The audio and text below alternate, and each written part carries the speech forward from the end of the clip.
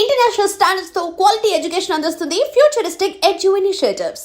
Shivayya success తర్వాత రామానాయుడు గారు మీకు మాట ఇచ్చినట్టే మిమ్మల్ని డైరెక్టర్ చేస్తా అన్నారు. కథ రెడీ చేసుకోమన్నారు. ఎవరికైనా కథ రెడీ చేసుకోమంటే సరే దగ్గరలో అందుబాటులో ఉన్న కథలు ఏవో పట్టుకుంటారు.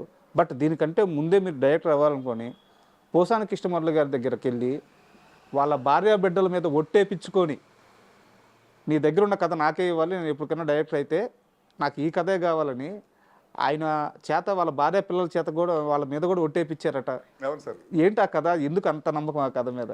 అంటే సార్ అది ఆ రోజు మాకు షూటింగ్ సార్, అక్కడ గచ్చిబౌలిలో షూటింగ్ సార్. మాకు పోసన్ మురళి గారు రావాలండి. పోసన్ మురళి గారికి సహాయకుల కింద ఆకుల శివ గారు కానీ ఆయన టీం చాలా పెద్దది. అవును, త్రివిక్రమ్ శ్రీనివాస్ గారు ఉండేవారు అండి. ఆయన ఫస్ట్ టైం త్రివిక్రమ్ శ్రీనివాస్ గారు లొకేషన్కి వచ్చాడు. ఆయన అంటే ఏం డైలాగు సెట్లో అంటే ఒకసారి ఆ హీరోకి డైలాగ్ నోటు తిరగకపోయినా దానికి ఆల్టర్నేటివ్ ఏదైనా అడిగినప్పుడు రాయడానికి ఉండాలి కదా అనేసి ఇప్పుడు మేము రైటర్ నాకు సెట్లో పెట్టేవాళ్ళం అండి. పోసన్ మురళి గారు ఎక్కువ వస్తుండేవారు. ఆ రోజు మురళి గారు ఏమన్నారంటే, మహేష్ రామోజీ గారికి ఒక కథ చెప్పడానికి వెళ్తున్నాను, డైరెక్టర్ పోదినామరెడ్డి గారు మంచి కథ, భలే కథగా తప్పది వేలు ఇచ్చారు, మరి నువ్వు ఏదో మేనేజ్ చేయి, మన శ్రీనివాసం పంపిస్తాను నేను ఆయన త్రివిక్రమ్ అనేసి మన లొకేషన్ పంపించారు. మనని షూటింగ్ ఈవినింగ్ ప్యాకప్ అయిపోయింది. ప్యాకప్ అయిన తర్వాత ఏం చేస్తుంటే మళ్ళీ నేను డైలీ మురళి గారి ఇంటికి వెళ్ళిపోవాలండి. రేపటి సీన్లు ఆ డైలాగ్ కరెక్షన్ ఏంటి మళ్ళీ ఒకసారి కూర్చుని అనమాట. కూర్చుని తీసుకుంటే మురళి గారు కొంచెం అనీజీగా ఉన్నాడు, డిసప్పాయింట్గా ఉన్నాడు. నేను ఏమైంది సార్, ఓకేనా రామోజీ కథ అంటే, ఎక్కడ ఓకే, వాళ్ళకి నచ్చలేదు కథ, పక్కన పెట్టేశారు. ఏం కథ సార్ అంటే, మీరు చెప్పి కథ నష్టపోవడం సార్, మీరు మంచి ఫామ్లో ఉన్నారు కదా ఇప్పుడు అంటే, అదే నాకు నచ్చలేదు వాళ్ళ ఇది అంటే, ఏంటి సార్ కథ అని సింపుల్ టప్ టప్ టప్ అని చెప్పాడండి.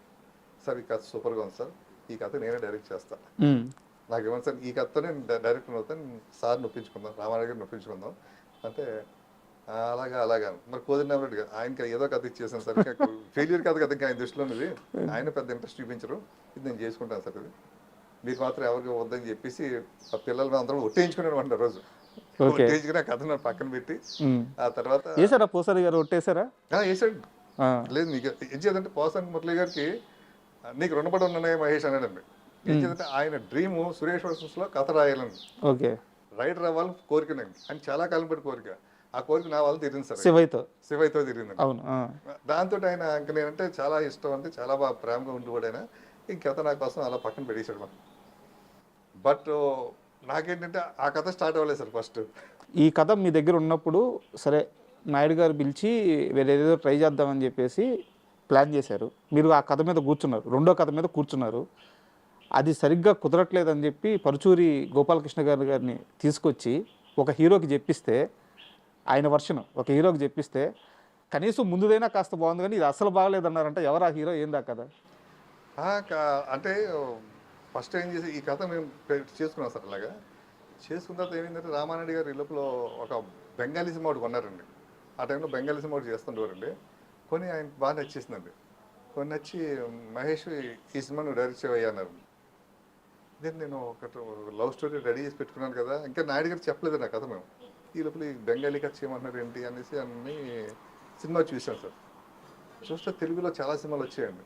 బహదూర్ బాద్షారి, కలికాలం, తండ్రి కొడుకుల మధ్య గొడవలు రావడం, వాళ్ళు దూరంగా పెట్టడం, కక్ష తీర్చుకోవడం, అలాగే ఉంటుంది. దీంట్లో తండ్రి తల్లిదండ్రులు ఇద్దరు పిల్లల మీద కక్ష తీర్చుకుంటారు అన్నమాట. ఓకే, చేసేసాం కదా, అది కాకుండా హెవీ కథ, పెద్దవాళ్ళ కథ. ఇది నేను కుర్రాను కదా, ఒక లవ్ స్టోరీ అనుకున్నాను కదా అనుకుంటే నాయుడు గారు, మహేష్ ఏంటి నీ ఫీలింగ్స్ ఎలా ఉన్నాయి ఏంటని అంటే, నేను వేరే కథ అనుకుంటున్నాను. సరే వేరే కథ అయితే ఇది వేరే డైరెక్టర్ చేయిస్తాను, ఇది అయినతో చూద్దాం నీ సినిమా అన్నాడు. అన్నట్టు నేను మళ్ళీ భయపడి నేను పోసాను మురళి గారి దగ్గరికి వెళ్ళా. సార్ మురళి గారు, నాయుడు గారు ఒక సినిమా చూపించారండి, అదేమో ఇలా ఉంది కథ ఇది, బట్ ఏమో అది చేయమంటున్నారు అనుకో, రీమేక్ సినిమా చేయమంటున్నారు, అది చేయకపోతే వేరే డైరెక్టర్ చేయించుకుంటాను, అది అయిన తర్వాత సినిమా చేద్దాం అంటున్నారు, ఏం చేయమంటారు సార్? ఒక నిమిషం ఆలోచించి, వద్దొద్దు నువ్వు అది చేసి ఆ కట్ చేయి అన్నారు. ఏందన్నా, నాయుడు గారు ఆ సినిమా స్టార్ట్ చేస్తారు, నువ్వు ఆ సినిమా పని చేయు, అసిస్టెంట్ కూడా చేయి, దూరంగా ఉంటావు, నీకు నాయుడు గారికి తెలియకుండా దూరం పెరుగుద్ది. నేను చెప్పిన కథ చేయలేదు మహేష్ అని అలాగే దూరం పెరుగుద్ది. నువ్వు ఏ కథ చెప్పినా నాకు నచ్చదు. ఫస్ట్ థింగ్, నువ్వు ఎంత గొప్పగా చెప్పినా అది నచ్చదు, వద్దు ఆ కథ చేయన్నాడు. అది చాలా ఇదిగా ఉంది సార్ అంటే, రాలా ఉంది సార్ కథ అంటే, నేను ఉన్నాను కదా, నేను చూసుకుంటాను కదా. కానీ అప్పుడు నేను వెళ్ళి నాయుడు గారికి వెళ్ళి సార్ అసలు మురళి గారు చూపిందామా అంటే "అసలు చూపిందాం అన్నారు. ఆయన చూశాడు. చూసి భలే ఉంది సార్ కథ బ్రహ్మాండంగా రాస్తాను సార్. ఆయన పడిపోయి ఉన్నాడు కదా ఇండస్ట్రీలో అప్పటికి. పెదరాయిలా ఉంటుంది సార్. ఒక పెదరాయిని తీసుకొస్తాను సార్ కథ నేను. పెదరాయుడు అనగానే నాయుడు గారు ఇంకా హ్యాపీగా ఏమయ్యా మరి మహేష్ ఏంటి అని. అదే సార్ మురళి గారు నేను కూర్చుంటాం సార్ అన్నారు. అందుకని మురళి గారిని అడిగితే ఏం మురళి గారు ఏంటంటే లేదు దీన్ని వెరైటీగా చేద్దాం, మరి దీని క్యాస్టింగ్ నేను సెట్ చేస్తాను, నువ్వు అదే క్యాస్టింగ్ ఫిక్స్ అయిపోయి అని.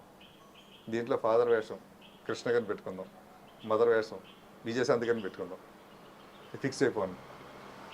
అంటే వాళ్ళు చేస్తారంటే నేను ఒప్పిస్తాను కదా కృష్ణ గారిని అని చెప్పేసి నాయుడు గారికి అనుమతి కూడా తీసుకోకుండా కానీ నన్ను తీసుకుని కృష్ణ గారి దగ్గరికి వెళ్ళాను 14 స్టూడియోకి.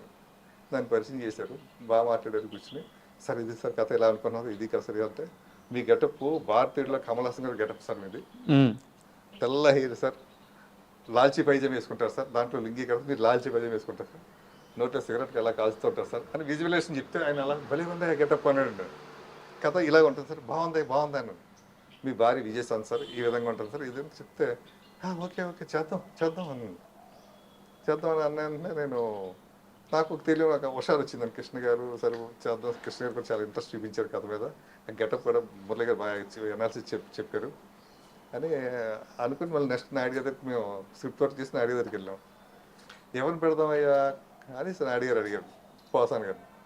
సార్ ఈ క్యారెక్టర్ కృష్ణ గారిని పెడదాం సార్, ఈ క్యారెక్టర్ విజయశాంతి గారిని పెడదాం సార్, మిగతా క్యారెక్టర్ వెళ్ళాలనుకుంటాం సార్ అంటే కృష్ణ గారు చెయ్యాలి కదా, చేస్తాడా, ఇప్పుడు ఆయన ఇంకా హీరోగా చేస్తున్నాడు కదా, ఆయన రమ్యకృష్ణ పెట్టి ఒక సినిమా జరుగుతుంది ఇంకా నెక్స్ట్ మంత్ ఎప్పుడు రిలీజ్ అంటున్నారు అది, మరి ఏంటది మరి వర్కౌట్ అవుతుందా అది అని నేను కనుక్కుంటా సార్.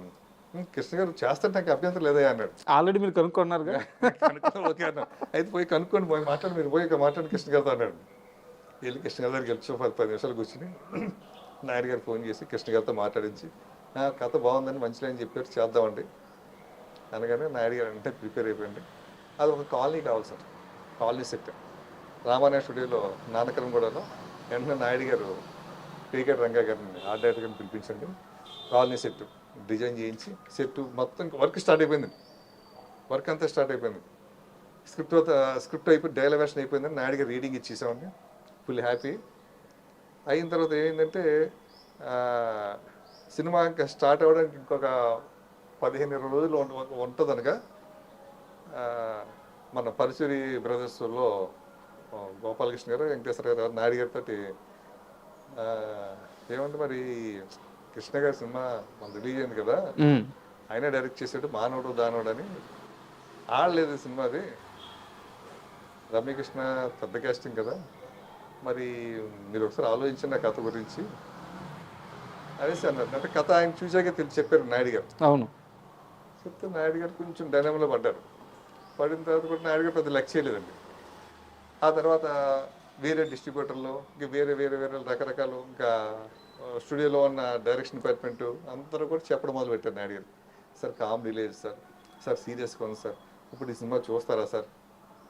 ఇక పక్క వర్క్ అంతా జరుగుతుంది, నాయుడు గారికి ఆలోచనలో పడిపోయి పవిత్ర బంధం సినిమా ఆయన హిందీ చేస్తారనమాట, అది షూటింగ్ వైజాగ్ అండి. దానికోసం ఆయన వైజాగ్ వెళ్ళారు. వైజాగ్ వెళ్ళి ఒక 2 రోజుల తర్వాత నాకు ఫోన్ చేశారు, మహేష్ ఇంకా కథ పక్కన పెట్టేసే వేరే కథ చూడు, వేరే లవ్ స్టోరీ ఏదో ఉందన్నావు కదా అది తీసుకురా ఒకసారి. ఏం చేద్దంటే అందరూ భయపెడుతున్నారయ్యా, ఇప్పుడు ఈ టైప్ సినిమాలు ఎవరు చూస్తారు, తర్వాత రెండోది మార్కెట్ లేదు కదా, కృష్ణ గారి సినిమా కంటిన్యూగా పోయాయి కదా అన్నారు, ఏమన్నా చెప్తున్నారు, కొత్త డైరెక్టర్కి ఎంత స్ట్రైన్ కదా, క్రేజ్ ఉండాలి కదా ప్రాజెక్ట్ అంటేనే, ఇలా చెప్తున్నావు, మంచి కథ రెడీ చేయవే నువ్వు అని. సరే అయితే మురళి దగ్గర ఒక కథ ఉంది సార్ అయితే మీరు వచ్చిందో చెప్తున్నా సార్. అయితే నేను ఎల్లుండి వచ్చేస్తాను చెప్పండి అని చెప్పగానే మురళి గారిని ప్రిపేర్ చేశాను. మార్నింగ్ 7:30కి రమ్మన్నాడు ఆయన గెస్ట్ సురేష్ ఆఫీస్కి అండి, రామారావు స్టూడియోకి ఆయన ఛాంబర్లోకి. 7:30కి వెళ్ళిపోయండి, జస్ట్ అరగంట చెప్పాడు నేను కథ. ఫీల్ అయిపోయాడు నేను, సూపర్గా ఉందయ్యా, ఓ ప్రేమ్ నగర్ కథ కనిపిస్తుంది నాకు దీంట్లోనూ, ప్రిపేర్ అయిపోయింది, ఇంక 2 ఆలోచన వద్దన్నాడు అనేసి ఇంకా ఆ విధంగా ఆ కథలు పక్కన పెట్టారండి. ఆ కాలనీ అప్పుడు మేము కాలనీ సెట్ వేసేసాం కదా సార్, అది ఏం చేశారంటే అప్పుడు క్షేమంగా వెళ్ళి రామంగా సినిమా దానికి వాడారు నా కాలనీ సెట్ అండి. ఆ విధంగా నాకు కృష్ణ గారు అప్పుడు దానికి టైటిల్ కూడా అనౌన్స్ చేశారు, టైటిల్ సినిమా పేరు కృష్ణ గారు, పేపర్లో కూడా వచ్చింది, అనౌన్స్మెంట్ కూడా అయిపోయింది. అక్కడ డౌట్, కృష్ణ గారిని అప్రోచ్ అయ్యారు, ఆయన గెటప్ గురించి చెప్పారు. ఆయన మీరు వెళ్ళంగానే ఫస్ట్ డైరెక్టర్ మీరు, అంటే ఫస్ట్ మూవీ, ఇంకా డైరెక్టర్ కూడా కాలేదు, మీకు అవకాశం ఇవ్వడానికి రెడీ అయ్యారు. సో ఆయన కూడా ఆ సినిమా మీద ఎంతో కొంత వర్క్ చేసి ఉంటారు. తర్వాత ఏం మహేష్ ఎందుకు ఆ సినిమాని పక్కన పెట్టామని కానీ, ఏం నాయుడు గారు ఎందుకు ఆ సినిమా ఆయన అడగడం కానీ అటెం చేయరా? పోసన్ మురళి గారు నేను ఆలోచించాను. ఇప్పటికి అనౌన్స్ అయిపోయింది కదా, మళ్ళీ నాయుడు గారు ప్రీ కథ అంటారు కదా, కృష్ణ గారు ఏమైనా అనుకుంటారు పెద్ద ఆయన అంటే, మేము ఇద్దరం కృష్ణ గారి దగ్గరికి వెళ్ళాము. కృష్ణ గారి దగ్గరికి వెళ్ళి, సార్ ఇప్పుడు ఈ కథని నాయుడు గారు మళ్ళీ చిన్న మార్పులు ఏం చేశారు, కొంచెం టైం పడుతుంది, ఈ లోపల ఆ గ్యాప్లో ఈ చిన్న సినిమా ఏదో చేద్దాం అంటున్నాడు, చిన్న సినిమా లవ్ స్టోరీ ఒకటి, ఇది చేద్దాం అనుకుంటారు మహేష్. నాయుడు గారు కూడా కథ ఓకే చేసుకున్నారు. దాని మీద ఓకే ఎలాగే చేద్దాం, చాలా చాలా లైట్గా తీసుకున్నారు అంటున్నాను. చేసేసి ఆల్ ది బెస్ట్ అయ్యా అనేసి అని నన్ను విష్ చేసి నన్ను ఆశీర్వదించండి పంపించారు సార్. అంత మంచి ఆయన, చాలా మంచిగా. అండ్ ప్రేయస్ రావి స్టార్ట్ అయిన తర్వాత, అంటే ఆ సినిమా జర్నీలో కూడా మీరు చాలా ఇబ్బందులు పడ్డారు. బట్ అన్నిటికంటే పెద్ద ఇబ్బంది ఏంటంటే, ఆ సినిమా షూట్ అంతా అయిపోయిన తర్వాత క్లైమాక్స్ షూట్ చేయాలి, రేపు ఉదయం షూటింగ్ అనగా ఈరోజు మీరు మాయమైపోయి కారం చేడు వెళ్ళిపోయి రామానాయుడు గారి కాళ్ళ మీద పడిపోయారట. అవును సార్. నాయుడు గారి కాళ్ళ మీద అవకాశం ఇచ్చిన తర్వాత ఎందుకు పడాల్సి వచ్చింది అంటే సార్, మేము నాయుడు గారు ఫస్ట్ అరగంట చెప్పాం కదా సార్ కదా, అరగంట ఆయన ఫీల్ అయ్యి కళ్ళం నీళ్ళు పెట్టుకున్నారు సార్. తర్వాత ఆయన నాయుడు గారి మనసులో ఏది ఉంటుంది సార్, ఆయన వచ్చిన వాళ్ళందరికీ భలే కట్ చెప్పారయ్యా, అసలు లాస్ట్ క్లైమాక్స్ ఎలా ఉంటుందంటే చెప్తుండేవారు అంటున్నారు. అలాగా డాక్టర్ ఒక డాక్టర్ గారు, మన కేర్ హాస్పిటల్ డాక్టర్ గారు, నా పేరు పెద్ద డాక్టర్ అంటున్నా, ఓకే, రాజుగారు డాక్టర్ రాజుగారు అంటున్నా, ఆయన నాయుడు గారికి దగ్గరికి వస్తుంటారు ఆయన, వస్తుంటే హార్ట్ స్పెషలిస్ట్ నేను. ఓకే, ఆయనకి ఈ కథ చెప్పారు. పక్కన ఇప్పుడు రఘురామకృష్ణ గారు ఇప్పుడు స్పీకర్ అండి, ఆంధ్రప్రదేశ్ స్పీకర్ ఉన్నారు, ఆయన ఉన్నారు, ఇద్దరు ఉన్నారు. మొదటి కథ చెప్తే కథని ఎవరు డైరెక్టర్ అన్నారు, నన్ను పిలిచారండి. ఏంటంటే నువ్వు అమ్మ డైరెక్టర్, నేను ఏం చదువుకున్నావు అయ్యా నువ్వు? సార్ నేను ఇంటర్ చదివాను సార్. నీ కథ కూడా అలాగే ఉందా నేను?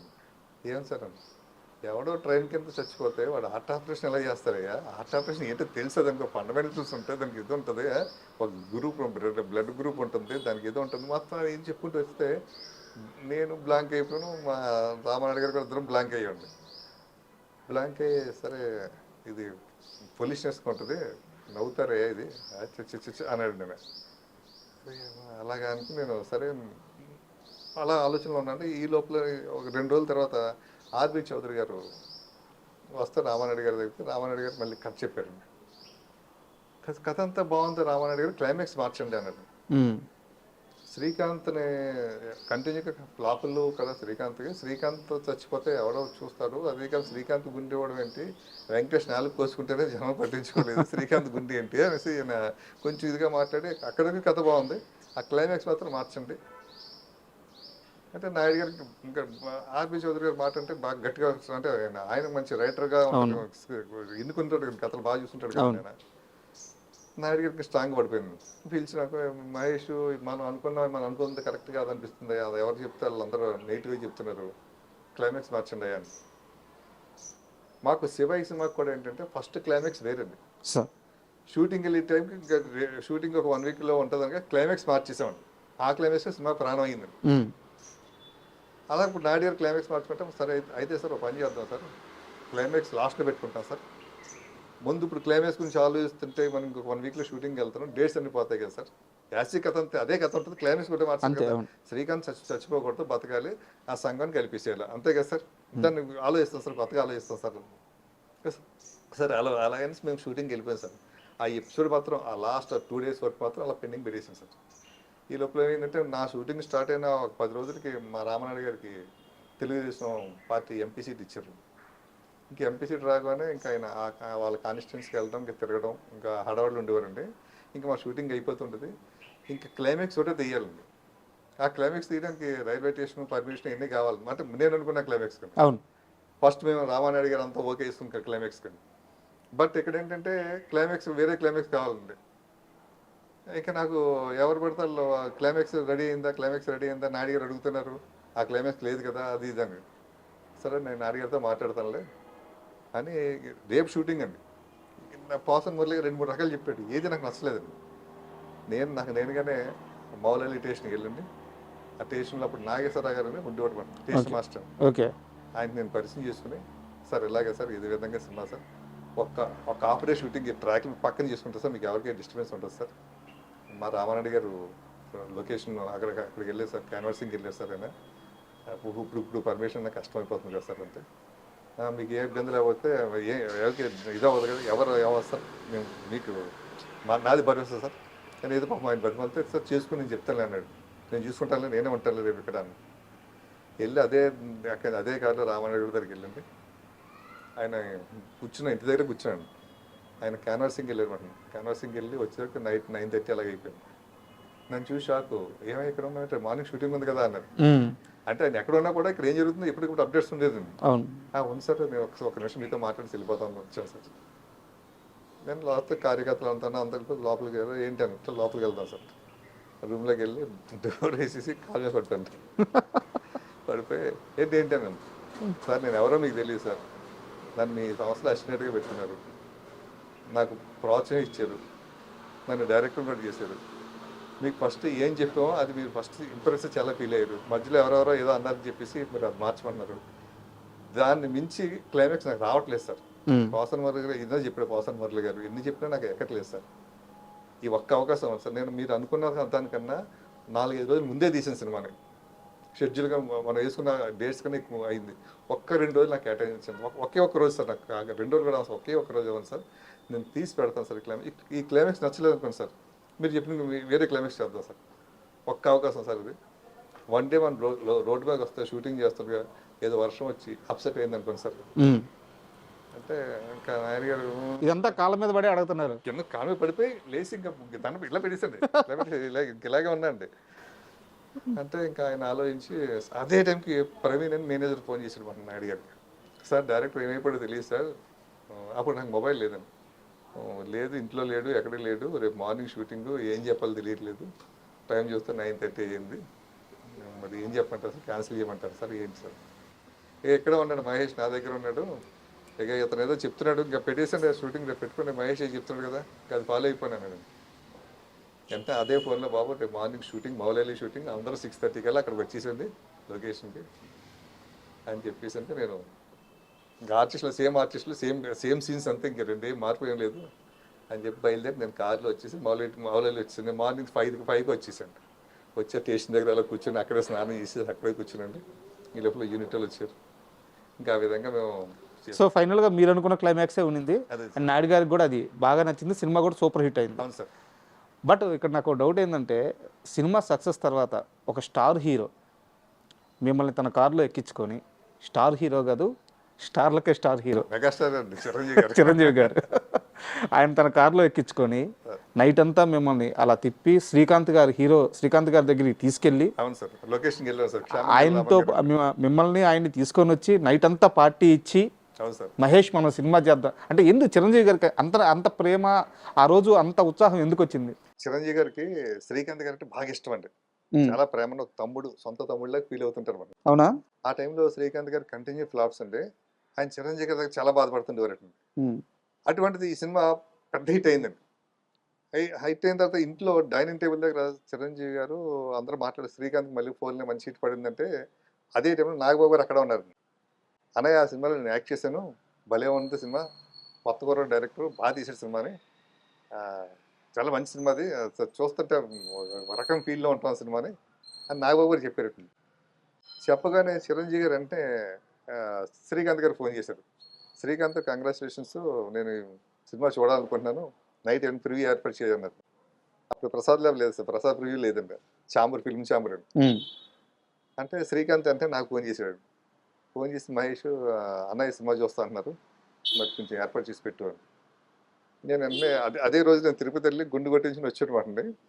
వచ్చి స్టూడియోకి వెళ్ళి డిస్ట్రిబ్యూషన్ భాస్కర్ గారు ఉంటారండి, ఆయనతో మాట్లాడి, ప్రొడక్షన్ మేనేజర్తో మాట్లాడి, మా రామనాయుడు గారు ఏమో ఢిల్లీలో ఉన్నారండి. అప్పుడు పార్లమెంట్ ఏదో జరుగుతుందండి, ఆయన మాకు అందుబాటులో లేరు అనమాట, మాట్లాడడానికి కూడా అందుబాటులో లేరు. వెళ్ళి ఇక సినిమా చిరంజీవి గారికి నైట్ ప్రివ్యూ చేసామంట. ఆ ప్రివ్యూకి అదే అప్పుడు ఏంటంటే కలిసి ఉందరో సినిమా కూడా షూటింగ్ జరుగుతుందండి. కలిసి ఉందరో ఈయన విశ్వనాథ్ గారు కూడా ఉన్నారు అండి. చిరంజీవి గారు ఫ్యామిలీతో వచ్చారండి, విశ్వనాథ్ గారు కూడా ఫ్యామిలీతో వచ్చారు, సినిమా చూసారు. శివాజీ రాజు గారు అందరినీ, శ్రీకాంత్ గారు షూటింగ్లో ఉన్నారు. సినిమా అయిపోయిన తర్వాత చిరంజీవి గారు అలా సీట్లోనే కూర్చున్నారు 2-3 నిమిషాలు. కూర్చొని లేచి, శివాజీ భలే చేసేవరా నువ్వు, అసలు ఏం చేసేవరా లాస్ట్లోను, ఉమ్. ఆ శ్రీకాంత్ ఏంట్రా అలా చేసేసాడు, ఎవరు డైరెక్టర్ తమిళోడా ఏంటి అని. ఆ. పక్కన ఇతను మహేష్ అని, ఇక్కడ ఇక్కడ మన ఇక్కడ కుర్రాడే, హైదరాబాద్ రామారెడ్డి గారు కాంపౌండ్ కుర్రాడు. ఎవరు మహేషా, అంటే ఎవరు అబ్బాయి అంటే నేను అసలు నేను ఎవరు అంటే తెలియదండి. నన్ను చూసి చిరంజీవి గారు, నేను నేను ఎలా నమస్కుంటే షేక్ హ్యాండ్ ఇస్తారేమంటున్నాను, షేక్ హ్యాండ్ కాదండి, హగ్ చేసేస్తున్నాడు ఇలా, హగ్ చేసిన, తమ్ముడు ఏం తీసావా సినిమా, బ్రహ్మాండంగా తీసావా అసలు, ఆంటింగ్ అయ్యా సినిమా అది, సూపర్ అయ్యా నువ్వు, బాగా తీసావు, ఫస్ట్ సినిమా అంటే నమ్మలేకపోతున్నాను ఆయన ఈ సినిమా కానీ అసలు ఆయన నా చేయబట్టుకుని నా భుజమే చేసి అలా మెట్లు దిక్కుంటూ వచ్చింది. ఈ లోపల ఆయన కారు వస్తే, ఆ డ్రైవర్ వస్తే డ్రైవర్ని వెనకెళ్ళమని, ఆయన కూర్చున్నారండి, ఆయన పక్కనే నేను కూర్చున్నాను, వెనకాల రాజా రవీంద్ర గారు, శివాజీ రాజా గారు కూర్చున్నాను. కానీ శ్రీకాంత్ ఇప్పుడు ఎక్కడ కలుద్దాం, నైట్ 12 అయిందంట టైంలో. ఓకే. నేను సెకండ్ షో ప్రివ్యూ 10 గంటలకు చూసాను, 9:30కి ఇప్పుడు స్టార్ట్ చేసేది, 12 అయిందండి. శ్రీకాంత్ దగ్గరికి వెళ్దాం అని చెప్పేసి శ్రీకాంత్ దగ్గరికి వెళ్ళి సెట్స్కి వెళ్ళండి. ఆయన అక్కడ షూట్లో ఉన్నారు నైట్. క్షేమంగా లావంగా నానకరం కూడా స్టూడియోలో ఉన్నారు. ఫిల్మ్ ఛాంబర్ నుంచి కారులో అక్కడికి వెళ్ళండి, వెనకాల ఇంకో కారు అయితే ఫాలో అవుతుంది, అక్కడికి వెళ్ళింది. శ్రీకాంత్ని అప్రిషియేట్ చేసింది. ఆ సెట్లో అప్పుడు ప్రకాష్ రాజ్ గారు, రాజేంద్ర ప్రసాద్ గారు వీళ్ళందరూ ఉన్నారు. వాళ్ళందరూ కూడా సినిమా గురించి మాట్లాడుకునండి, రండి అందరం మన ఇంటికి వెళ్దాం చెప్పి అందరినీ తీసుకొచ్చి ఇంటికి వచ్చారండి. ఓకే. ఇంటికి వచ్చి నైట్ అంతా కూర్చున్నామంటే ఇంకా అలాగా డిన్నర్ అన్ని ఏర్పాటు చేశారు. ఆయన కూసిరికి నాకు పెడుతుంటే తినవే వేస్ట్ తింటుంటే నాకు అసలు అంటే నేను చిరంజీవి గారిని నేను చూస్తానా అన్న, అంటే మేము చదువుకునే రోజుల్లో కాలేజీలో ఉంటున్నప్పుడు కానీ ఆయన చూసి అలా తెరవే చూడటమే కదండి. అది ఎప్పుడో 1-2 సార్లు మా స్టూడియోలో షూటింగ్ జరుగుతుంటే చూసి అలా వెళ్ళిపోయేవాళ్ళు అంటారు. అంటే ఆయన కార్లో నుంచి వెళ్తుండేవారు, పోతుండేవారు. అంటే రిక్షా వాడి సినిమా షూటింగ్ అయితే జరిగేదండి. అప్పుడు మేము వెళ్ళకూడదు కదండి, మేము స్టూడియోలో పనిచేస్తాం, మా వర్క్ మేము ఉండాలి కదా. సెట్స్లోకి నా రామారెడ్డి గారికి ఏంటంటే ఎవరిదన్నా షూటింగ్ జరుగుతున్నప్పుడు అక్కడ మనం ఎవరైనా కనిపించకూడదండి. ఏం పని అంటారు నేను, అది మీ ఎవరు షూటింగ్ జరిగినా వెళ్ళిపోవడం కాదండి. అలా కార్లో చూడడం అటువంటిది నేను అభిమానించేది. నేను అంటే అంటే అంటే ఏదో మామూలు అభిమానం కాదు, నాకు కాదు, మా ఫ్యామిలీ అందరికండి, మా కుటుంబ మా అత్తగారి ఫ్యామిలీకి మొత్తం అందరికండి. అందరు కూడా చిరంజీవి గారు ఊగిపోతాం, మెగాస్టార్ ఊగిపోతూ ఉంటారు వాళ్ళు. అటువంటి వ్యక్తి నన్ను షేక్ హ్యాండ్ ఇవ్వడం కాదు, కౌగిలించుకోవడం, కార్లో తీసుకెళ్ళి ఇంటికి తీసుకెళ్ళి ఇంట్లో ఆయన కొసిరి వడ్డించి పెట్టి అది మధురం అంటున్నది.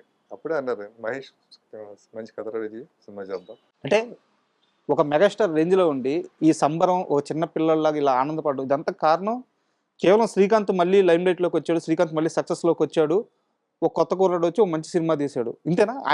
ఆయనకి ఇక్కడ ఏ స్వార్థం లేదు, ఆయన ఏ లాభం లేదు, ఏం లేదండి. ఆయన ఇప్పుడు కూడా చూస్తున్నాం కదా సార్, ఏదైనా ఒక చిన్న సినిమా, అది పెద్ద సినిమాలు పక్కన పెట్టండి సార్, ఒక చిన్న సినిమా హిట్ అయిందంటే ఆయన పిలిపిస్తున్నారు ఇంటికండి. ఈ మధ్యకాలంలో చాలా మీరు చూసి ఉంటారు, ఆ డైరెక్టర్ని, ఆ హీరోని, వాళ్ళందరినీ ప్రొడ్యూసర్ అందరూ పిలిపించడం, వాళ్ళకి టీ స్నాక్ ఇచ్చి అవసరం వచ్చిన సాల్వేస్ చేసేటట్టు చేస్తున్నారు. ఆయనకి అప్పటి నుంచి ఉందండి ఆయన గొప్పదనం. తర్వాత ఆయన అన్నారన్నమాట, నేను ఏదన్నా ఈ సినిమా గురించి నేను మాట్లాడాలనుకుంటున్నా, ఆయన అన్నారండి, ఈ సినిమా గురించి నేను మాట్లాడాలనుకుంటున్నా, నీ గురించి శ్రీకాంత్ గురించి చెప్పాలనుకుంటున్నా అన్నారు. అంటే సార్ అలాగే సార్ అన్నా. నేను నెక్స్ట్ డే మేము వెళ్ళి జెమినీ వాళ్ళకి చెప్తే జెమినీ వాళ్ళు వచ్చారండి, వచ్చి ఆయన చెప్పారు, మంచి మాటలు చెప్పారు సినిమా గురించి కానీ, నా గురించి కానీ, శ్రీకాంత్ గారి గురించి కానీ బాగా చెప్పారండి. అది కూడా మా సినిమాకి బాగా ప్లస్ అయిందండి. ఆయన ఎప్పుడైతే ఆయన బయటలు ఇచ్చారో ఆ బయటలు మేము పేపర్లో టీవీలో రాయడం, పేపర్లో రావడం చూడడంతో ఆయన ఫ్యాన్స్ కూడా ఈ సినిమాకి బాగా పెరిగిపోయారు ఆ సినిమాకి. అండ్ రేస్ రావే సినిమాతో పాటు అంటే ఆ సినిమాతో మీకు సక్సెస్ వచ్చింది, ఒక పేరు వచ్చింది, దీంతో పాటు కొన్ని విమర్శలు కూడా వచ్చినాయి. ముఖ్యంగా అంటే స్ట్రైట్గా అడుగుతున్నాను, రాశి గారిని చాలా బోల్డ్గా ఒక సన్నివేశంలో చూపించారు, అంత అవసరం లేదు, కథలో ఆ స్కోప్ లేదు, కావాలనే వాంటెడ్గా పెట్టారు, ఆ టైంలో మీ మీద కొన్ని విమర్శలు కూడా వచ్చినాయి. అంటే బోల్డ్ అంటే ఎలాగండి? ఆ సన్నివేశం బొడ్డు సన్నివేశం అంటే సార్ సినిమాలో ఏదో ఒక ఎలిమెంట్ ఉండాలి కదా సార్, అది ఒక ఇప్పుడు ఇప్పుడు అన్నారు సార్, ఇప్పుడు అలా ఉంటేనే కదా సార్ ఈరోజు మనం చెప్పుకుంటున్నాం. ఒక బొడ్డు గురించి మాట్లాడతాను ఈరోజు, మామూలు వేరే సీన్ పెట్టామనుకోండి పెద్ద ఎవరు మాట్లాడుకోరండి. నేను ఒక కొత్త డైరెక్టర్ తీస్తున్నాడు కదా, ఏదో ఒకటి ఉండాలి కదా దీంట్లోనూ అని నేను పోసన మురళి గారు డిస్కస్ చేసుకుంటే ఇలా బొడ్డు సీన్ ఉంటుంది అనేసి ఇలాగ చేస్తే బాగుంటుంది కదా మహేష్ అన్న. సరే నేను అంటే దాంట్లో మనం వల్గర్ ఏం చెప్పట్లేదు సార్, దాంట్లో నువ్వు బొడ్డు కింద కట్టుకున్నావు, కొంచెం పైకి కట్టుకో, అది హీరోతో ఇండైరెక్ట్గా చెప్తూనే ఉంటుంది. ఆ బొడ్డు బొడ్డు అంటాం అది కొంచెం అన్నారు కానీ దాంట్లో మనం తెలియకుండా మనం ఎంత ఇండైరెక్ట్గా మనం మంచి మెసేజ్ చెప్తుంటే చెప్పామంటే ఆడపిల్లలు ఎప్పుడు బొడ్డు కనబడకుండా పైకి కట్టుకోవాలని సంచేత హీరోని చూడగానే పై ఆ అమ్మాయి ఆ క్యారెక్టర్ ఎప్పుడు పైకి లాక్కుంటూ ఉంటుంది అంటది. అది మేము అంటే ఇష్టపడే పెట్టామండి ఆ సీన్. ఏమన్నా ఇబ్బంది పడ్డారా తర్వాత ఈ మహిళా సంఘాలు అంతే సార్. అంటే మహిళా సంఘాలు దాని గురించి అనలేదు సార్. టైటిల్ గురించి గోల్ పెట్టారండి. ఏంటి రావే రావే అంటే ఏంటారు సార్, వేసి రావని పిలుస్తూ అంటే ఆడదంటే అంత చీపా నీకు అలాగనేసి కొంతమంది విమర్శలు అవి చేశారండి.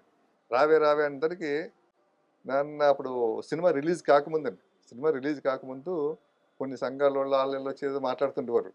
మాట్లాడుతుంటే సినిమా చూడండి, మాట్లాడండి, సినిమా చూడకుండా మాట్లాడద్దు. ఆడు భగ్న ప్రేమికుడు, వాడు మోసం చేసింది, వాడు ఇష్టం వచ్చి మాట్లాడతాడు, వాడితో ఇష్టం తిరిగింది, వాడిని నువ్వు మా ఇంట్లో నాకు ఇష్టం లేని పెళ్లి చేశారు, నాకు నచ్చలేదు, నువ్వు నీకోసం ఎదురు చేస్తాను, నువ్వు వచ్చి నన్ను తీసిపో, లేపుపో నన్ను అని అమ్మాయి అంత బలవంతంగా చెప్పిన మా అమ్మాయి రాలేదు. ఆ అమ్మాయి సైడ్ నుంచి రాలేదు. ఆ అమ్మాయికి ఏదో జరిగింది, కానీ వాడి సైడ్ నుంచి అది కాదు కదా.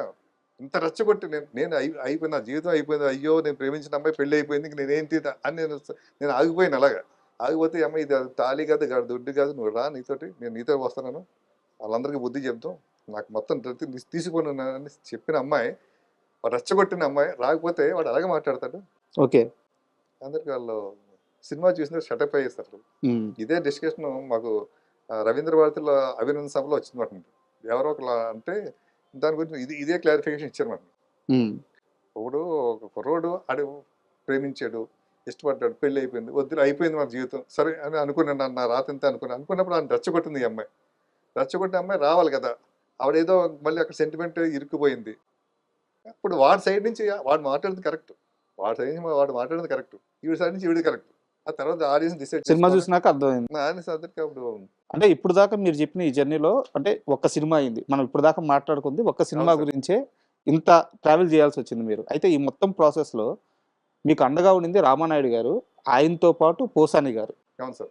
అంటే పోసాని గారి ప్రస్తావన వస్తే ఆయన తన కింద పనిచేసే అసిస్టెంట్లు ఎవరికి కూడా ఇంత కూడా వాళ్ళ షర్ట్ కూడా నలగకూడదు, రైటర్లు అయినా సరే ఆయన టీంలో ఎవరైనా సరే వాళ్ళకి ఇంత ఇబ్బంది కూడా రాకూడదు, వాళ్ళని ఎవరు తక్కువగా ట్రీట్ చేయకూడదు. పోసాని కృష్ణమురళి దగ్గర పనిచేసే రచయిత ఇండస్ట్రీలో ఈ కాల్ ఇట్లా లేపుకొని తిరగాలి అనే ఒక మనస్తత్వంతో ఉండేవారంట. అవును సార్, 100%. ఎలా ఉండేది ఆయన ట్రీట్మెంట్, ఆయన దగ్గర పనిచేసేవారు? నేను చూసాను కదా సార్. ఇప్పుడు అంతకుముందు వేరే రైటర్లు పనిచేస్తుంటే ఆ రైటర్ల దగ్గర ఉండే తెలివైన రైటర్లు అంటే మా అసిస్టెంట్లు పాపం ఏదో 2-3 సినిమాలు రాసి ఫెయిల్యూర్ అయ్యి ఇంకా వీళ్ళ దగ్గర ఉందాం అని ఉండిపోయి కాలర్ నలిగిపోయి అదో రకంగా ఉండి ఎవరు రకంగా ఉండేవారు. పోసాన్ గారు అసిస్టెంట్లు ఎలా ఉండేవారు కదండి. పోసాన్ గారికి ఏంటంటే అప్పుడు బాగా బిజీ రైటర్ అండి. ఆ టైంలోనూ ఒక హోటల్ మినరాలో ఒక రూమ్ ఉండేదండి, షాన్బాగ్లో ఒక రూమ్ ఉండేదండి, ఇంకో హోటల్ ఇంకా మొత్తం 5-6 రూమ్లు ఉండేవి. 5-6 రూమ్లను 5 మంది రైటర్స్ ఉంటారు, అసిస్టెంట్ మంచి గన్స్ మన మామూలు జెమ్స్ మన వాళ్ళ మామూలు జెమ్స్ కదండి. ఒక త్రివిక్రమ్ శ్రీనివాస్ గారు కానీ, ఒక ఆతుల్ శివ గారు కానీ, ఒక సాయి కృష్ణ గారు కానీ, బివిఎస్ రవి కానీ, కొరటాల శివ కానీ, వీళ్ళందరూ ఉండేవారు సార్. వీళ్ళందరికీ ఒక్కొక్కరి చోట ఒక్కొక్క రూమ్ అండి. వాళ్ళకి ఏ లోటు ఉండేది కాదు, వాళ్ళు ఫ్రెష్గా ఉండదు, హ్యాపీగా ఈయన ఏం చెప్పాడో అని దాన్ని డెవలప్ చేసుకుంటూ రాసుకుంటూ ఉండేవారు అంటున్నది. అలాగా వాళ్ళ పేమెంట్లు కూడా అలా ఇప్పించేవాడు నేను. ఓకే సార్, ప్రేయసరావు ప్రస్తావనకు వస్తే అంటే ఒక తరం మొత్తానికి ఆ సినిమా తెలుసు, అండ్ ఈ జనరేషన్కి కూడా ఆ సినిమా తెలుసు, ఆ పాటలు తెలుసు. అయితే ఈ సినిమా మీద ఒక స్పూఫ్ వచ్చింది, ఆ సినిమా కూడా పెద్ద హిట్ అయింది, అబ్జర్వ్ చేశారా? అవును సార్. ఏ సినిమా? అదే నానిగారు చేశారు కదా సార్. అదేనా? నానిగారిది కాదు, సంపూర్ణేష్ బాబు. ఓహో అలాగండి. హృదయం కాలేయం. హృదయ కాలేయం అండి. ఈ సినిమా మీ క్లైమాక్సే కదా, మీ సినిమానే కదా. Okay okay okay. ఆ క్లైమాక్స్ స్పూఫ్ చేసి అబ్జర్వ్ చేశారు. అవును అవునండి అవును. ఏమనిపించింది? మామూలుగా నవ్వుకుంటాం కదా సార్. నాని గారిది ఏ సినిమా మీరు చెప్పేది? నిన్ను కోరి సార్. నిన్ను కోరి, అవును, ట్రయాంగిల్ లవ్ స్టోరీ. అవును, అది కూడా ట్రీట్మెంట్ అంతా నిన్ను కోరి. త్రివిక్రమ్ గారి గురించి 2 సార్లు మన ప్రస్తావన వచ్చింది. ఎలా ఉండేవారు ఆయన కెరీర్ స్టార్టింగ్లో? మీరు ట్రావెల్ అయ్యారు కాబట్టి ఎంత కసిగా ఉండేవారు, ఎలాంటి ఒక అప్రోచ్తో ఉండేవారు ఆయన? నేను ఆయన చూసివ్వండి సార్, ఆయన్ని బాగా చదువుకున్నాడు, వెల్ ఎడ్యుకేటెడ్ అండి. ఓకే, హైలీ ఇంటెలిజెంట్ అండి. నేను అనుకుంటుండేవాడిని తనకి ఛాన్స్ వస్తే వేలేస్తాడు అంటే. అంతే నాకు అప్పుడే తెలుస్తుంది కదా, వాట్ ఈజ్ వాట్ అని తెలుసు అనుకుంటాం కదా. నేను ఎన్నోసార్లు అంటుండేవాడిని. ఆయన పేరు అప్పుడు శ్రీనివాస్ గారు, శ్రీనివాస్ అనేవాడు. శ్రీని గారు మీరు వస్తే మీరు దుంతా ఊరుకోండి సార్, ఊరుకోండి అనమాట. అలా నా ప్రేయస్ రవి సినిమా రిలీజ్ అయిన తర్వాత నా ప్రేయస్ రవి టైంకి ఏంటంటే ఆయనకి వేరే సినిమా అవకాశం వచ్చిందండి, రైటర్గా. రైటర్గా అవకాశం వచ్చిందండి. ఆ ఆ సినిమాకి బయటకు వచ్చేసారు అనమాట. నేను వచ్చేసి పోసన్ మర్రి గారి దగ్గర లేరు, ఇంకా బయట రాసుకున్నాను. స్వయంవరమా? స్వయంవరం, ఎస్, స్వయంవరం. స్వయంవరం సినిమాకి ఆయన వచ్చేసారు. నేను వచ్చేసిన తర్వాత నా సినిమా చూసి నన్ను ఒక అరగంట మాట్లాడాడు. ఓకే. తర్వాత వాళ్ళ రూమ్ ఇద్దరం కలిసి వాళ్ళ రూమ్కి వెళ్తుండేవాళ్ళని. ముఖ్యంగా ఏంటంటే ఈ విషయం కూడా మీకు చెప్పాలి, నేను ప్రేయస్ రవి సినిమా స్క్రిప్ట్ అంతా అయిపోయిన తర్వాత కూడా సెట్స్లో జరుగుతున్నప్పుడు కూడా ఒక్కొక్క సీను పోసన్ గారి దగ్గర నాకు ఇది పోసన్ గారి కన్నా ఇంకోటి బాగుంటుందేమో అనేసి అర్ధరాత్రి ఎవరికి తెలియకుండా శ్రీనివాస్ గారి రూమ్కి వెళ్ళివ్వమాట. ఓకే. త్రివిక్రమ్ రూమ్కి వెళ్ళివ్వండి సార్, ఇక్కడ పంజాగుట్లు ఉంటుందండి. ఓకే. ఆయన పాప ఆయన కరెక్షన్ చేసి చూడండి, నేను భలే ఉంది సినిమా, మహేష్ గారు భలే ఉందని. ఆ తర్వాత ఆయన సినిమా చూసిన తర్వాత మహేష్ గారు నేను అంటాను కాదు కానీ మీరు కథ కన్నా తీయడం అద్భుతంగా తీశారు, కథ కన్నా తీయడం పిక్చరేషన్ చాలా బాగుంది. అది ఆ మాట పోసన్ మురళి గారు కూడా అన్నారండి అన్నమాట. అది నా కథని అద్భుతంగా చూపించేవాయి నువ్వు అనేసి. అలాగా నాకు ఆయనతో బాగా ర్యాప్ ఉండేదండి ఒక టైంలో. అప్పుడు ఆయన పక్కన సునీల్ గారు కూడా ఉండేవారా? ఉండేవారండి, అదే రూమ్ లో ఉండేవారు కదా, కలిసి ఉండేవారు. అంటే ఒక మంచి ఇన్సిడెంట్ వాళ్ళిద్దరి మధ్య మీరు చూసింది ఏమన్నా ఉంటే చెప్తారా? అంటే వాళ్ళిద్దరు అంటే ఇంకా ఫ్రెండ్స్ అంటే ఎలా ఉండాలి, నిజమైన ఫ్రెండ్స్ అంటే ఇలా ఉండాలి, కలిసి తాగడం, కలిసి తినడం. అంటే పోసన్ త్రివిక్రమ్ శ్రీనివాస్ గారు ఎక్కడ హోటల్ రూమ్లో ఉన్నా కూడా నైట్ ఇద్దరు కలిసే భోజనం చేసేవారు. లేకపోతే ఈయన అక్కడికైనా రమ్మనేవారు, లేకపోతే వర్క్ అయిపోతే నాకు అక్కడ తప్పితే విడివిడిగా మాత్రం ఇప్పుడు తినడం నేను చూడలేదు సార్. సూపర్, అంత గొప్ప ఫ్రెండ్. ఆ ఫ్రెండ్స్ ని నేను ఇండస్ట్రీలో చూడలేదు, బయట ఓకే కానీ ఇండస్ట్రీలో చూడలేదు. ఇండస్ట్రీలో ఆర్టిఫిషియల్ ఫ్రెండ్స్ చూస్తుంటాను కదా, మనం ఇటు కొట్టామనుకోండి ఒకటే ఫ్రెండ్స్ ఉంటారు, మనం గ్యాప్ వచ్చింది అనుకోండి ఫ్లాపుల్లో ఉన్నప్పుడు ఒకటే రకంగా ఉంటారు. మీరు బాండింగ్ మాత్రం అలాగే ఉంది. అండ్ ఈ మూవీ పక్కన పెడితే సార్, ప్రేయస్ రవి పక్కన పెడితే నవీన్, వడ్డే నవీన్ గారు, ఆయనకి బయట దారుణమైన లేడీ ఫాలోయింగ్ ఉంది, చాలా హ్యూజ్ ఫాలోయింగ్ అది. బట్ ఇండస్ట్రీలో ఆయన మీద ఒక నెగిటివ్ స్ప్రెడ్ చేశారు ఆ టైంలో, కొంచెం ఈగోయిస్టిక్, ఎవరితో మాట్లాడరు, ఎవరిని పలకరించరు, ఇలాంటి ఒక నెగిటివ్ స్ప్రెడ్ చేశారు. మీ దాకా కూడా ఆ నెగిటివిటీ స్ప్రెడ్ చేశారని, మీరు ఆయన్ని కలిసిన తర్వాత రియలైజ్ అయ్యారని చెప్పి ఒక ఇన్సిడెంట్ తెలిసింది. అసలు వడ్డే నవీన్ గారిని ఎందుకు అప్రోచ్ అయ్యారు, ఇప్పుడు నేను చెప్పిన ఆ నెగిటివ్ కరెక్టేనా, ఏం జరిగింది ఆ రోజు? అంటే ఇప్పుడు ఆ కథకి మేము యాక్చువల్గా ఒక కథ అనుకున్నాం సార్. అది ఆ కథకి బెల్లంగం సురేష్ గారు ప్రొడ్యూసర్ అండి. ఆయన ఒక వేరే హీరోతో మాట్లాడుకున్నాం, లాస్ట్ మినిట్లో వాళ్ళకి మిస్అండర్స్టాండింగ్ వచ్చి పక్కకు వచ్చేసారండి. అప్పుడు వేరే హీరో అంటే ఆయన ఏమన్నా మహేష్ గారు వడ్డీ నవీన్ గారితో చేద్దాం సార్ అని. సరే ఓకేనని వడ్డీ నవీన్ గారు అన్న అంటే నేను మామూలుగా బయట మాట్లాడుకుంటాం కదా సార్, అమ్మో ఆయన అదో రకంగా ఉంటాడు, నువ్వు ఫ్రీగా ఉండలేవు ఆయనతో, ఆయన ఫ్రీగా ఉంటాడు, కొంచెం ఇదిగా చాలా తక్కువ మాట్లాడతాడు, చాలా ఏదో ఏదో ఉంటాడు తప్పితే ఆయన వేరే లోకంలో ఉంటాడు తప్పితే ఇదిగా ఉండడు. ఉండింది ఆ టైంలో ఈ టాక్ ఉండిందా? ఆ టాక్ ఉందండి. ఓకే. ఆయన అంటే బై బర్త్ గోల్డ్ స్పూన్లో పుట్టాడు కదా, అలా ఉంటుంది కదా, ఇలా ఉంటుంది, అది ఇది అని చెప్తుండేవారండి. సరే ఇంకా నేను ప్రొడ్యూసర్ ఓకే చేసుకున్నారు, ఇంకా కథ వెళ్ళి చెప్దాం అనేసి వెళ్ళి నేను ఆకుల శివ గారు రైటర్, అప్పుడు ఇద్దరు వెళ్ళి కథ చెప్పాను. కథ చెప్తే తన కథ నచ్చింది. నేను నా మైండ్లో ఆయన గురించి చెప్పారు కదా సార్, మనకు తిరుగుతూ ఉంటుంది కదా సార్ ఆయనతో ఎంత మాట్లాడండి. అవును. నాకు ఆయనలో ఏం కనిపించలేదండి. ఆ కామెడీ సీన్స్ వస్తే నవ్విపోడు, ఈ సీన్ వస్తే నవ్విపోడు అని అన్నీ అయిపోయిన తర్వాత వెళ్ళినప్పుడు డైరెక్టర్ గారు మీరు ఒకసారి పర్సనల్గా రండి నా దగ్గరికి, మన పర్సనల్ గురించి మాట్లాడదాం అన్నాను. మళ్ళీ ఇదేంటి బాంబు రా అనుకున్నానండి. వెళ్ళిపోతే మళ్ళీ నెక్స్ట్ డే ఆయన రమ్మన్న టైంకి నేను వెళ్తే చాలా ఫ్రెండ్లీగా, శ్రీకాంత్ గారు నాతోటి ప్రేయస్ రవి చేస్తానంటే ఎంత ఫ్రెండ్లీగా ఉండేవాడు ఆయన, అలా ఫ్రెండ్లీగా మాట్లాడడం. సార్ ఈ సీన్ ఎలాగ అనుకుందాం సార్, ఈ సీన్ ఎలాగ అనుకుందాం అంటే ఇంకా ఆ సీన్ ఎలా అనుకుంటున్నాను, దీనికి మాట్లాడుతుంటారు మాట. అంటే నేను విన్నంత రాంగ్ అండి. అప్పుడు అనిపించింది మరి అందరిని తరచుకుంటూ పొలుపు అంటారు కదా, ఆయన డేట్స్ ఎవరు అడుగుంటారు, లేకపోతే ఏదో ఉంటారు, కుదరినప్పుడు ఇంకా ఇలాగా మాట్లాడి ప్రచారం చేస్తుంటారు తప్పితే ఇంకా రెండోది ఏం కాదని అనిపించిందండి. వెరీ నైస్ ఫెలో, అంటే జెంటిల్మెన్, వెరీ జెంటిల్మెన్ అండి. నాకు నేను చేసిన హీరోల్లో నాకు శ్రీకాంత్ గారు ఎంత ఇష్టమో వడ్డీ నవీన్ గారు కూడా అంత ఇష్టం. మీరు చెప్పారా సార్ మీ గురించి ఇలా? చెప్పి నవ్వుకున్నాడు నేను. అంటే అనుకుంటే నాకు నా వర్క్ కూడా వినిపిస్తుంటదండి అప్పుడప్పుడు అన్నాడు ఆయన. అండ్ ఇంకో విషయం ఏంటంటే, ఇప్పుడు మీరు ఎలా అయితే చాలా సంవత్సరాల తర్వాత రీఎంట్రీ ఇస్తున్నారో, ఆయన కూడా అలాగే రీఎంట్రీ ఇవ్వబోతున్నారు. సినిమా ప్రొడక్షన్ లో ఉంది, త్వరలో రిలీజ్ కాబోతుంది. అవును సార్, అవును. నేను మొన్న చూశాను సార్, నాకు తెలియలేదు, మొన్న ఈ మంచి పేపర్లో దేంట్లో చూసేది, కానీ మంచి హిట్ అవ్వాలి సార్ ఆయనకి. అండ్ వడ్డే నవీన్ గారి విషయం పక్కన పెడితే ఆ సమయంలోనో లేకుంటే అంతకు ముందో తర్వాత నాకు అంత ఐడియా లేదు సార్. తరుణ్ గారితో, హీరో తరుణ్ గారితో మీరు ఒక సినిమా చేయాల్సి వచ్చింది, ఆల్రెడీ అంతా ఫిక్స్ అయ్యింది. లాస్ట్కి వచ్చేలేకే హీరోకి నిర్మాతకి మధ్య ఏదో డిస్ప్యూట్స్ వచ్చి సినిమా ఆగిపోయిందని విన్నాను. అది ఏం సినిమా, ఎందుకు ఆగిపోయింది? అదే బెల్లంకొండ సురేష్ గారి సినిమా అండి, అది వేరే కథ అండి. అది ఓకే, తరుణ్ గారితో అనుకున్నామంటది. తరుణ్ గారితో అనుకున్న తర్వాత కుదరక నవీన్ గారి దగ్గరికి వచ్చింది. నవీన్ గారిది వేరే కథ అండి. ఓకే, ఆ స్క్రిప్ట్ వేరండి, ఈ స్క్రిప్ట్ వేరండి. తరుణ్ గారి ముందు తరుణ్ గారు ఓకే అనుకున్నారు, వాళ్ళ అమ్మగారు అంతా ఓకే అన్నారండి. ఇంకా అనుకున్న తర్వాత దగ్గర నుంచి ఏమైందంటే ఆ, నువ్వే కావాలి సినిమా హిట్ అయినా వెంటనే వెళ్ళి కలిసి మాట్లాడాం. ఓకే, అప్పుడైతే ఒక పేమెంట్ మాట్లాడుకున్నారు. ఆ తర్వాత అది ఆ సినిమా రేజ్ అయ్యి కొద్దీ ఆయన పేమెంట్ ఎలా పెరుగుతూ ఉండేదంటే అలాగా వాళ్ళు ఆ విధంగా వెళ్ళిపోయిందండి. ఆ సినిమా సంవత్సరం ఆడింది కదా, సార్, అవును. సో అందుకని పేమెంట్ విషయంలో తేడా వచ్చింది. అదే పేమెంట్ విషయం దగ్గర వచ్చి ఇంకా అండ్ ఎలా ఉండేవారు తరుణ్ గారు ఆ వయసులో? అంటే చాలా ఎర్లీ స్టేజ్, అంటే ఒక్క సినిమా సూపర్ హిట్. అంటే అప్పుడు ఆయనతో నేను పెద్ద మాట్లాడేది తక్కువ అండి, మదర్తో ఎక్కువ, ఫాదర్ మదర్తో ఎక్కువ డిస్కషన్ జరిగేది. కథ కూడా వాళ్ళే అన్నారు, తరుణ్ కూడా వినలేదు కథ. ఓకే,